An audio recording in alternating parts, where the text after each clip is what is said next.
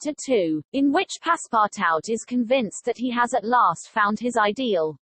Faith, muttered Passepartout, somewhat flurried, I've seen people at Madame Tussaud's as lively as my new master. Madame Tussaud's people, let it be said, are of wax, and are much visited in London. Speech is all that is wanting to make them human. During his brief interview with Mr. Fogg, Passepartout had been carefully observing him. He appeared to be a man about 40 years of age, with fine, handsome features, and a tall, well-shaped figure. His hair and whiskers were light, his forehead compact and unwrinkled, his face rather pale, his teeth magnificent.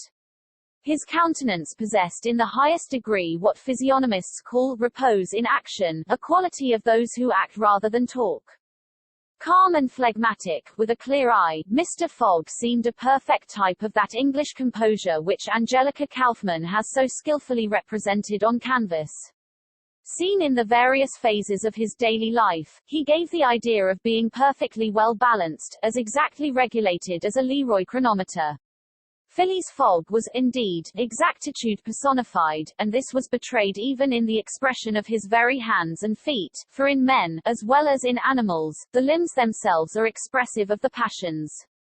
He was so exact that he was never in a hurry, was always ready, and was economical alike of his steps and his motions.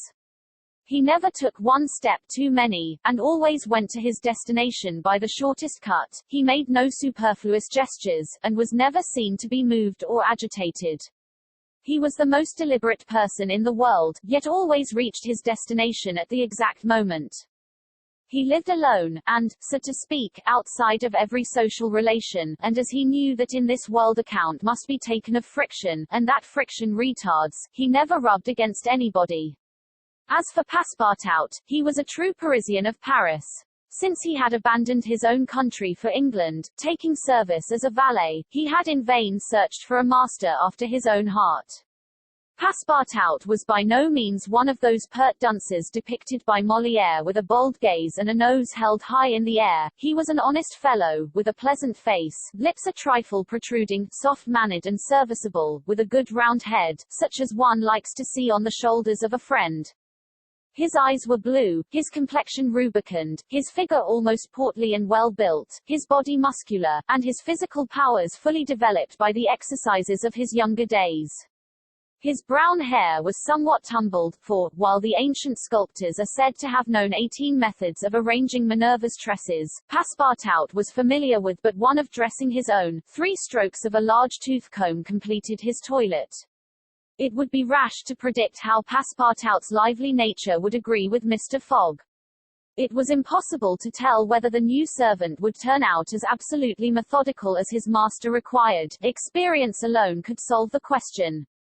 Passepartout had been a sort of vagrant in his early years, and now yearned for repose, but so far he had failed to find it, though he had already served in 10 English houses. But he could not take root in any of these. With chagrin, he found his masters invariably whimsical and irregular, constantly running about the country, or on the lookout for adventure. His last master, young Lord Longferry, Member of Parliament, after passing his nights in the Haymarket taverns, was too often brought home in the morning on policemen's shoulders.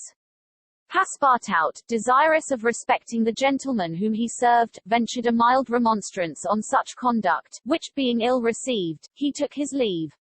Hearing that Mr. Phileas Fogg was looking for a servant, and that his life was one of unbroken regularity, that he neither travelled nor stayed from home overnight, he felt sure that this would be the place he was after. He presented himself, and was accepted, as has been seen. At 11:30, then, Passepartout found himself alone in the house in Savile Row. He began its inspection without delay, scouring it from cellar to garret. So clean, well-arranged, solemn a mansion pleased him. It seemed to him like a snail's shell, lighted and warmed by gas, which sufficed for both these purposes. When Passepartout reached the 2nd story he recognized at once the room which he was to inhabit, and he was well satisfied with it.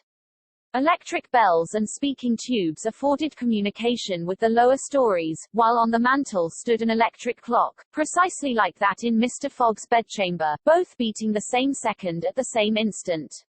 "That's good, that'll do," said Passepartout to himself. He suddenly observed, hung over the clock, a card which, upon inspection, proved to be a program of the daily routine of the house.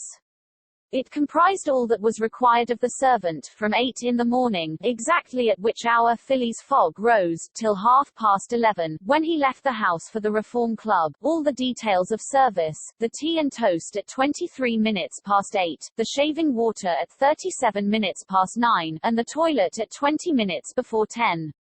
Everything was regulated and foreseen that was to be done from 11:30 a.m. till midnight, the hour at which the methodical gentleman retired. Mr. Fogg's wardrobe was amply supplied and in the best taste. Each pair of trousers, coat, and vest bore a number, indicating the time of year and season at which they were in turn to be laid out for wearing, and the same system was applied to the master's shoes. In short, the house in Savile Row, which must have been a very temple of disorder and unrest under the illustrious but dissipated Sheridan, was coziness, comfort, and method idealized. There was no study, nor were there books, which would have been quite useless to Mr. Fogg, for at the Reform 2 libraries, one of general literature and the other of law and politics, were at his service.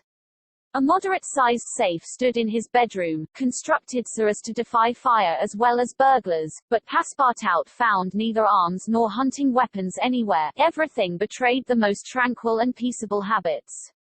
Having scrutinized the house from top to bottom, he rubbed his hands, a broad smile overspread his features, and he said joyfully, "This is just what I wanted.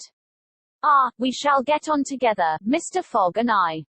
What a domestic and regular gentleman. A real machine. Well, I don't mind serving a machine."